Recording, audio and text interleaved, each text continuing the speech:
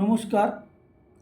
এখন সংবাদ মাধ্যমে এবং সোশ্যাল মিডিয়াতে চোখ রাখলেই একটাই খবর, বাবরি মসজিদ, বাবরি মসজিদ, বাবরি মসজিদ। কে তৈরি করছেন? হুমায়ুন কবির। ভুল। বাবরি মসজিদ হুমায়ুন কবির তৈরি করছেন না, স্বয়ং মুখ্যমন্ত্রী মমতা বন্দ্যোপাধ্যায়ের নির্দেশে হুমায়ুন কবির এই মসজিদ তৈরি করছেন। কারণ রাজ্যের তো উন্নয়ন, রাস্তায় উন্নয়নের তো আর কিচ্ছু নেই।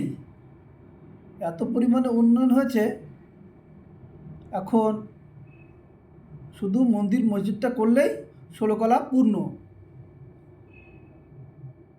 তবে মন্দির মসজিদ প্রতিষ্ঠা হলে বা তৈরি হলে কোনো আপত্তি নেই, যদি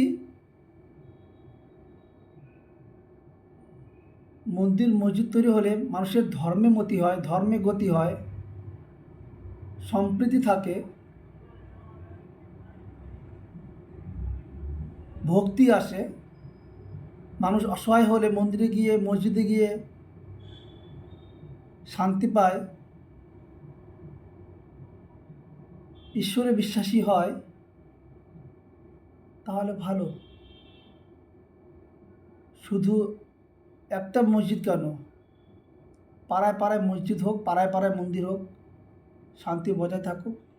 কিন্তু এই মন্দির মসজিদ এবং ধর্মকে নিয়ে যেভাবে রাজনীতি হচ্ছে, যেভাবে বিভাজন তৈরি হচ্ছে, এই তো কিছুদিন আগে মুর্শিদাবাদ থেকে হিন্দু বিতাড়িত হলো,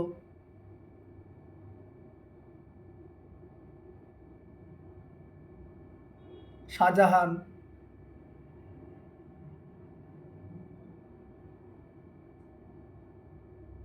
আর কত।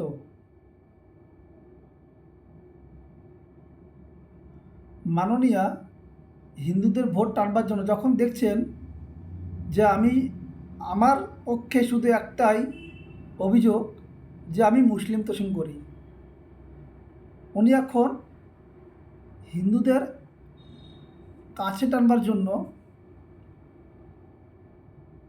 যে দেখাচ্ছেন যে আমি হিন্দুদেরকেও ভালোবাসি, তাই দীঘায় জগন্নাথ মন্দির, শিলিগুড়িতে মহাকাল মন্দির, নিউ টাউনে দুর্গা মন্দির, দুর্গা অঙ্গন, এসব তৈরি করলেন বা জমি বরাদ্দ করলেন। এখন প্রয়োজন মসজিদ, কারণ এই মন্দিরগুলো তৈরি করে উনি মুসলিমদের নজরে পড়ে যাচ্ছেন যে উনি শুধু মন্দির তৈরি করছেন, তাই জন্য মুসলিম ভোট দূরে সরে না যায়, সেই জন্য প্রয়োজন মসজিদ তৈরি করার। কিন্তু উনি সরাসরি মসজিদ তৈরি করলে হিন্দুদের আবেগে আঘাত লাগতে পারে, সেজন্যই একটি নাটক মঞ্চস্থ করে সুকৌশলে হুমায়ুন কবিরকে দিয়ে মসজিদ তৈরি করাচ্ছে। এই মসজিদ তৈরি হলে কিংবা কাজ শুরু হলে কিংবা কাজ শেষ হলে হুমায়ুন কবির তৃণমূলে আছেন, তৃণমূলে থাকবেন, কিংবা হুমায়ুন কবির ভোটের আগে কিংবা ভোটের পরে, ভোটে জিতে কিংবা ভোটে পরাজিত হয়ে ঠিক আবার তৃণমূলে আছেন, তৃণমূলেই থাকবেন। এটা ক্ষণিকের একটা অভিনয়, নাটক।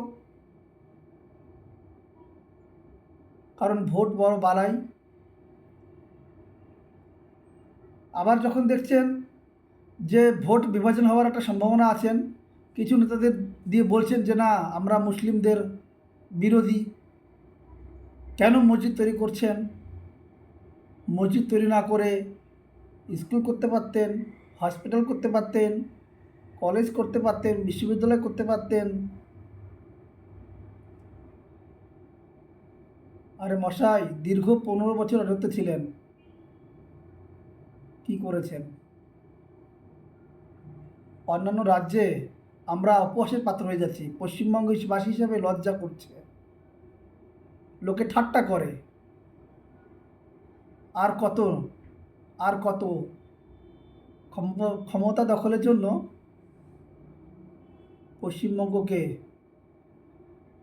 গঙ্গায় ভাসিয়ে দিচ্ছেন।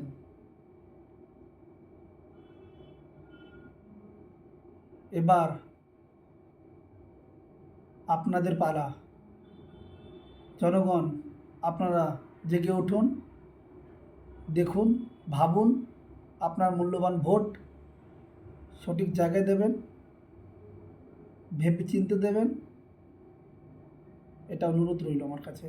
ভালো থাকবেন আপনারা।